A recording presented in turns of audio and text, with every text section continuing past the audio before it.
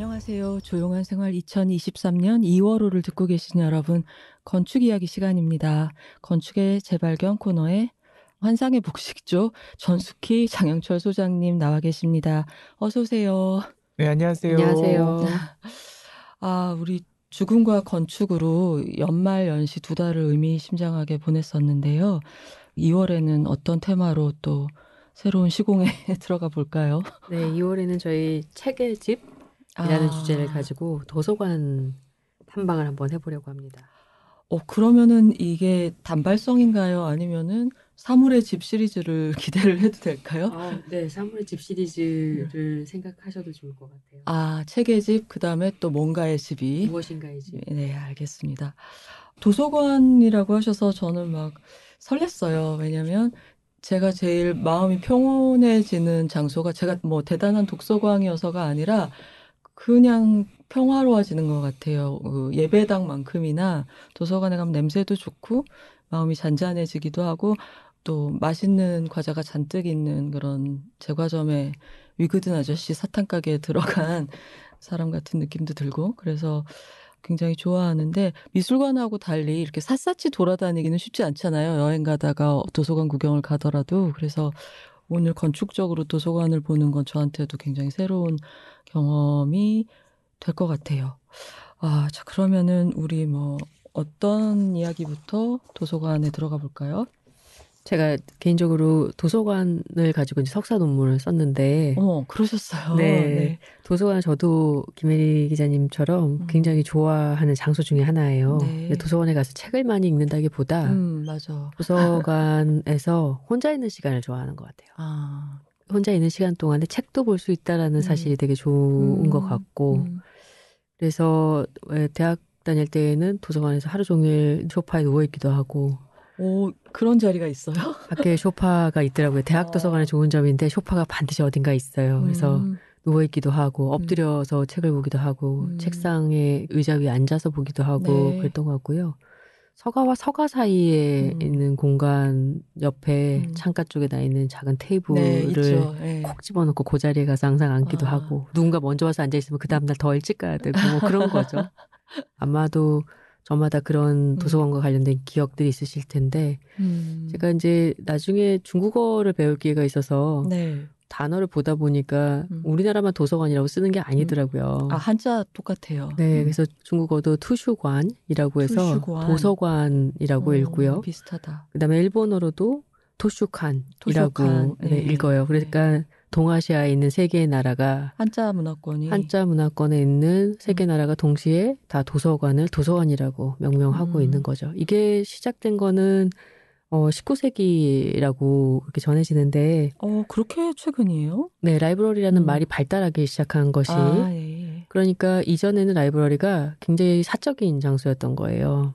개인 거예요? 개인의 스터디. 그러니까 지금 우리가 알고 있는 라이브러리, 그러니까 일반인들에게 열려있는 책이 잔뜩 있는 장소가 발달하기 시작한 거는 19세기가 본격적이었다라고 이렇게 보면 될 것 같아요. 네. 그렇군요. 마치 공공미술관은 훨씬 나중에 생기고 그전에는 개인 컬렉션이나 궁정이었던 것처럼. 그 정치 제도가 바뀌어지면서 그러니까 이전에는 귀족 중심의 사회였다가 그다음에 프랑스 대혁명 이후로 시민 계급이라는 것이 대두되고 더불어서 도시 공간에도 시민들이 함께 즐길 수 있는 그런 공간들이 필요해지면서 실제로 이제 프랑스 국립도서관 같은 경우도 원래 그 시초는 1600년대에 만들어진 왕립도서관이었다가 프랑스 대혁명을 지나면서 국립도서관으로 대중들에게 오픈이 되고 그러니까 사실은 공원이라는 개념도 그렇고 이게 도서관을 도시에서의 공공의 방 서재로 공공의 서재의 그런 걸로 이렇게 봐야 된다고 생각하면 우리가 누리고 있는 많은 공공의 건축물 특히 도서관 같은 지식에 집접이 있는 그런 도서관 같은 게 최근에 만들어진 개념인 거죠. 그래서 그전에는 그러니까 중세 때는 대학이 있었잖아요. 대학에도 도서관 비슷한 곳이 있긴 있었을 것 같은데 그거하고는 좀 개념이 다른 그 학교 학생들만 볼 수 있는 곳 막 이런 거였나 봐요. 그때. 그러니까 누구나에게 열려있는 도서관이라고 하는 개념은 굉장히 최근 개념이라고 이렇게 이해를 해야 될 것 같고요. 네. 도서관의 기원을 좀 거슬러 올라가 보면 이제 고대 이집트 알렉산드리아 도서관이 가장 오래된 학문의 중심의 역할을 했던 도서관으로 알려져 있죠. 과거 알렉산드리아 도서관이 남아있는 자료들은 이제 우리가 그 사파 그림으로 이제 남아있는 모습들을 볼 수가 있게 되는데요. 지금은 이제 BC 3세기에 전소가 됐다라고 알려져 있고요. 그러니까 되게 화재로. 오래됐네요. BC 네. 3세기. 그 전부터 있었던 거예요. 그래서 이집트에 만들어졌던 도서관이었었는데 네. 이 재밌는 게 당시에 이 책들 그때는 이제 우리가 지금 알고 있는 형식의 책은 아니었던 거죠. 지금은 이제 종이들을 이렇게 재본해서 맞아요. 스템이 이렇게 뒤쪽에 줄기가 있으면 그걸 끼우는 방식의 이제 책이 발달했지만 과거 그 알렉산드리아 도서관의 자료들을 보시면은 팔주먼을 이렇게 롤로 두루마리 형태로 해서 깊은 서가에다 꽂아놓는 방식을 썼던 거예요.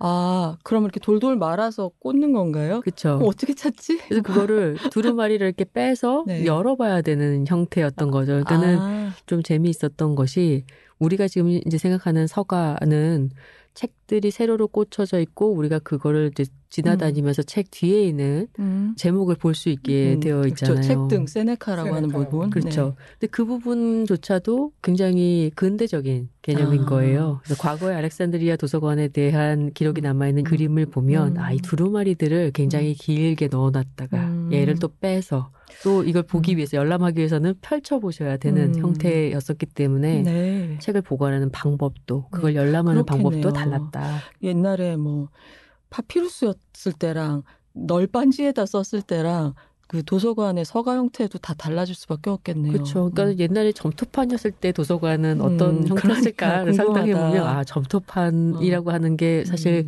좀 두께도 있어야 돼요. 두께도 있어야 되는 게 마르면 부서져 버리거든요. 그러니까 굉장히 두꺼운 판에다가 글씨를 썼을 수밖에 없었겠구나. 사서한테 뭐 이 책 좀 찾아주세요 그랬는데 들고 오다 깨트리고 으쌰하고 들어야 되는 거죠. 분위기 어쩔 거야. 그러면 그 얘기는 지금처럼 종이라는 데다가 작은 글씨로 압축적으로 기재할 수 없었기 때문에 당시에 그런 책의 매체들에 기록하는 방법이나 거기에 기록하는 내용들도 달랐을 수밖에 없는 것 같아요. 근데 이제 도서관이라는 그 개념이 그 장착된 게 예를 들어서 뭐 바빌로니아에서 그렇게 점토판을 쌓아놓을 수는 있지만 그거는 개인의 기록이거나 보통 점토판 처음에 이제 빌려주진 않는 거예요. 기록하는 계기가 내가 너한테 뭐를 몇 마리 빌려줘 차용증서 같은 걸로 그렇게 했다고 하니까 그러니까 그거는 기록물이고 그다음에 동양에서도 불경이라든지 이런 걸 보관하는 장소가 있었을 거고 경전을 근데 이제 그거는 그냥 그 책의 보관소잖아요. 이제 보관이 중요한 근데 거죠. 이제 이 도서관의 개념은 여러 가지 지식들을 모으는 그런 개념이 적용된 장소인 것 같고 그런 지식들이 서로 공유가 되고 교환이 돼서 훨씬 더 어떻게 보면 인류의 문화적인 그리고 사회적인 진보하는 데 있어서는 큰 바탕이 되는 장소가 됐다는 게 경전 보관소라든지 그런 데랑은 좀 구별되는 그런 개념인 것 같아요. 건축물로서가 아니라 도서관을 기관으로서 인스티튜션으로서 바라보는 도서관 중에 가장 오래된 도서관은 프랑스에 있는 국립도서관이에요. 1368년에 시작됐다라고 거슬러 올라가면 그 뿌리를 지금 현재 있는 그 모습이 1368년에 만들어진 것은 아니지만 이 도서관의 뿌리는 1368년 이제 왕립도서관의 형태로 출발을 했고요. 그럼 귀족들은 볼 수 있었나? 그 왕립이니까 이제 왕이 세운 거니까 그 왕정 하에 지식의 어떤 창고, 연구의 어떤 기관 중심 역할을 수행할 수 있도록 도서관을 이제 세웠다라고 볼 수 있을 것 같고요. 루이 11세 때 이제 만들어져서 이제 당시 이제 재밌는 기록 중에 하나가 혁명 당시에 이제 귀족이 붕괴되잖아요. 귀족들이 다 각자의 그 귀족 도서관들을 이제 가지고 있었던 거죠. 각 집안들마다. 근데 이제 그때 당시에는 그들이 갖고 있었던 책들이라고 하는 것이 보편적인 형태로 만들어졌던, 그러니까는 대중적으로 많이 보급할 수 있는 방식의 책은 아니었던 거죠. 그러니까 활자로 인쇄한 게 아니었단 그렇죠. 말이죠. 필사한 것들을 가지고 있었던 책들이었기 때문에 책이라는 것이 굉장히 귀하고 아주 비쌌던 거예요. 그래서 혁명 당시에 했던 일 중에 하나가 책을 몰수했다고 하더라고요. 그게 재산으로 본 건가요? 그렇죠. 그러면? 그리고 그 지식이라고 하는 걸 엄청난 권력으로 이해했다라고 볼 수 있을 것 같고요. 맞네요. 그리고 그거를 그래서 계몽의 이 시대가 왕립도서관으로 귀속시키게 된 거예요. 그러면서 이때 폭발적으로 왕립도서관의 장서수가 늘어나게 되는 거죠. 아, 그러니까 생기기는 14세기에 생겼는데 1789년 혁명 이후로 장소가 확 늘어났다. 그렇게 된 거죠. 아. 그러면서 더 큰 프랑스 국립도서관이 만들어지는 데에 이때 이제 배양체가 될 수 있었던 거라고 볼 수 있을 것 같아요. 그러니까 프랑스 혁명과 도서관의 발달이 관계가 있는 거군요. 정치혁명과 공공도서관. 국립도서관에 발달되는 그 연원, 역사를 우리가 프랑스 역사와 이렇게 매핑을 해보면 예. 아 이때 확장적으로 도서의 수가 막 늘어나게 됐구나라는 네. 거를 좀 이해할 수 있을 것 같고요. 네. 지금 현재는 이제 리슐리에 사이트라는 곳과 미테랑 사이트라는 이제 두 곳이 대표적으로 알려져 있는데요. 네. 리슐리에 사이트는 우리가 이제 일반적으로 접하는 프랑스의 아주 고풍적인 건축물 안에 들어있어요. 그래서 실제 그 대공간, 네. 열람실을 보면 아주 커다란 천창에 오벌 쉐입으로 되어 있는 서가, 그것도 다층으로 네. 되어 있는 서가의 풍경을 볼 수 있고요. 가운데 커다란 열람 공간이 오벌 쉐입으로 역시 마찬가지로 되어 있는 것을 보실 수 있어요. 뭐 괜찮을까요? 책 읽기에 채광이. 그럼요. 이게 너무 눈부시지 않을까요? 엄청 좋을 거라고 생각이 들어요. 왜냐하면 네. 채광이 이게 이제 직사광선이 직접 들어오는 게 아니라 네. 이거를 이제 디퓨즈라고 해서 한번 걸러주는 방식으로 들어오고 있고요. 이제 사진으로 봤을 때는 이거를 이제 광각으로 찍기 때문에 전체 사진이 나오지만 실제 안에 들어있는 사람들 입장에서는 가운데가 이렇게 둘러싸인 형태로 굉장히 높은 천장고를 가지고 있기 때문에 네. 그런 공간으로 바라보일 것 같고 안에 있는 이제 서가가 이렇게 3계층에 거쳐서 이제 걸어 다니면서 서가를 둘러볼 수가 있기 때문에 네. 이 높이가 주는 이제 압도적인 느낌을 가질 수 있는 그런 열람실이 되겠죠. 그럼 사다리 타고 올라가는 건가요? 위에 있는 데는 이제 계단으로 올라갈 수 있게 그렇게 되어 있고요. 계단이 있어요. 그럼요. 기존에 있는 이렇게 멀티스토리 그 서가들은 대부분의 별도의 계단들을 가지고 있어서 그 네. 계단을 통해서 오르락내리락 할 수 있게끔 그렇게 되어 있고 앞에는 이제 발코니라고 해서 네. 우리 아파트로 보면은 발코니, 우리가 아는 그 발코니가 네. 서가 앞에 달려있는 형태여서 거기를 걸어 다니는 거죠. 거기를 통해서 이동도 하고 좀 펴서 보기도 하고 책을. 근데 이제 저희가 그 네. 도서관에 옛날에 책을 아마 사다리를 타고 직접 올라가서 찾지는 않고 네. 도서관을 가면 지금은 이제 그게 없지만 옛날엔 항상 딱 들어가면 카드들이 쫙 이렇게 그렇죠. 있어요. 제가 학부 논문 쓸 때만 해도 그걸로 했어야 네, 됐어요. 그걸로 찾아가지고 이제 거기 위치 정보 있으면은 뭐 비열 몇 열에 있는데 그 저자 이름을 거기 지긋 네, 네. 600이 뭐 이런 식으로 코드가 있어가지고 네. 그거 보고 찾아가서 이제 올라오잖아요. 네. 그래서 카드 서랍함이 되게 인상적이었던 그 맞아요. 공간의 중심이었기도 하고 지금은 그 약간 한약방 약재 네, 맞아요. 것처럼 그리고 그 서랍재 이제 가져가서 네. 쫙 그리고 돈 세듯이 손가락으로 쫙 이러면서 뽑고 그다음에 독서 카드 만들고 그거. 그래서 저는 미국에 있을 때 네. 이사를 가면은 새 가구가 필요하고 그런 서랍이 좀 많이 필요하잖아요. 올드 가구들 이렇게 재활용하는 데 가면 네. 그런 카드 데크들이 쫙 이렇게 나와 있는 거. 너무 갖고 싶은데요. 진짜 네, 갖고 그 되게 싶은데요. 유용하고 그래서 카드 덱을 몇 개 사가지고 가서 되게 싸게 팔았어요. 아까 도서관들이 네, 도서관들이 이제 필요가 없으니까. 현대화가 되면서 그 서랍장을 버린 거군요. 네, 그렇죠. 네. 중고로 판 거죠. 네. 그거를 그게- 이제 학생들 입장에서는 저렴하게 살 수 있는 중고 가구였던 거죠. 근데 그게 소품 정리하는데 굉장히 좋잖아요. 네. 그렇죠. 그리고 되게 잘 만들어가지고 네. 그 인테리어로서도 되게 가치가 있었던 것 같아요. 약 넣기 참 좋아요. 어. 저는 약이 많아가지고. 도대체 약을 몇 정도를 갖고 계셔야 되는 이거는 거예요? 좀 연령대가 있어야지 이해할 수 있는 그런. 그렇게 서랍이 소소하게. 많은 가구는 또 비싸잖아요. 그러니까요. 서랍을 만들어야 되니까. 그 많던 카드장들은 어디로 갔을까? 예. 그러니까 이게 말씀 듣다 보니까 도서관이라고 하는 건축물의 기능은 일단 보관, 그다음에 열람, 또 공공공간, 퍼블릭 스페이스로서 기능도 있어야 되고 이제 최근 들어서면 이제 디지털 기술을 어떻게 들여놓느냐 공간적으로 뭐 이런 것들이 다 결합이 돼 있을 것 같네요. 아까 프랑스 국립도서관 이야기를 좀 마무리해 보자면 이제 리슐리에 사이트라는 리슐리에는 우리가 달타냥에 나오는 추기경. 그 추기경님의 이름이시잖아요. 그래서 실제로 리슐리에 사이트라고 하는 도서관이 위치한 곳에 길 이름이 리슐리에 가예요. 네. 그래서 가보시고 싶으신 분은 아마 리슐리에가를 검색해 보시면은 금방 찾으실 수 있을 것 같고요. 파리예요? 네. 미테랑 사이트라고 하는 것이 이제 지금 현재는 더 잘 알려져 있는 프랑스의 국립도서관 사이트인데요. 예. 이거는 이제 프랑스 대통령 이름이 미테랑의 이름을 따서 지었어요. 그분이 이제 이 프로젝트를 초기화 시켰던 분이시고요. 그래서 네. 프랑스가 우리 파리 이제 생각하시면은 굉장히 낮은 도시잖아요. 고도 제한이 있는. 전체가 이제 나지막하고 우리가 이제 높게 기억하는 건 에펠타워 정도가 유일한데 당시 이제 미테랑 대통령이 굉장히 높은 도서관을 짓겠다라고 공표를 했어요. 이제 사실은 이제 큰 도서관, 그 프랑스를 상징할 수 있을 법한 네. 국립도서관을 건설하겠다라는 계획이었는데 그 계획은 당연히 고층 건물이 이제 포함되어 있었던 거죠. 그래서 이제 뭐 에펠타워만큼이나 굉장히 시끄러운 이제 논쟁들이 있었고요. 그럼에도 불구하고 이제 이걸 국제 헌상 공모를 통해서 도서관의 안을 받았고 당시 36살이었던 도미니크 베로가 당선이 되어서 건물을 장장 7년에 거쳐서 짓게 되는 거예요. 그래서 도미니크 페로는 참고로 그 이화여자대학교의 ECC를 그분이시군요. 예, 그리고 또 지금은 굉장히 큰 한국의 프로젝트인 영동대로의 지이화화 공사를 맡아서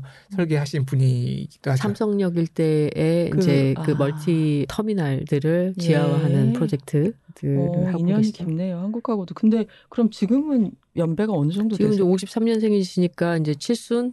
와, 그렇구나. 네. 아니 그러면 이 미테랑 도서관 사이트는 어디예요? 이거는 이제 프랑스 세느강 옆쪽에 있고요. 파리시 한복판인가요? 한복판에서 약간 한쪽으로 좀 치우쳐 있다 이렇게 볼 수 있겠네요. 쪽으로 약간 남쪽으로. 당시에는 좀 남동쪽으로. 버려져 있던 땅이었었고요. 제가 프랑스 마지막에 갔을 때 이 건물이 한창 공사 중이어서 이 건물의 완공을 못 봤어요. 건축적으로도 굉장히 유명한 건물입니다. 저도 사진은 많이 본 것 같은데 그러고 보니까 왜 크지도 않은 도시인데 몇 번 갔을 때 왜 여기를 안 가봤지 하는 생각이 드는데요. 근데 이 프로젝트가 왜 시작이 됐을까를 보면 이제 프랑스를 상징할 수 있을 국립도서관을 짓겠다라는 것도 되겠지만 당시 프로젝트가 이제 배양되던 시기에 이제 생각은 가장 최신 시설을 갖춘 새로운 도서관을 만들겠다라는 생각이 있었던 거예요. 최신 시설. 그렇죠. 그러니까는 도서관이라고 하는 게 지금 우리가 당장 했던 이야기가 알렉산드리아 도서관부터 도서관 책이라고 하는 형식들이 그렇죠. 어떻게 진화해 있는지에 대한 얘기를 하면서 그랬겠구나라고 지금 생각하잖아요. 근데 이 시기가 이제 1900년대 후반부죠.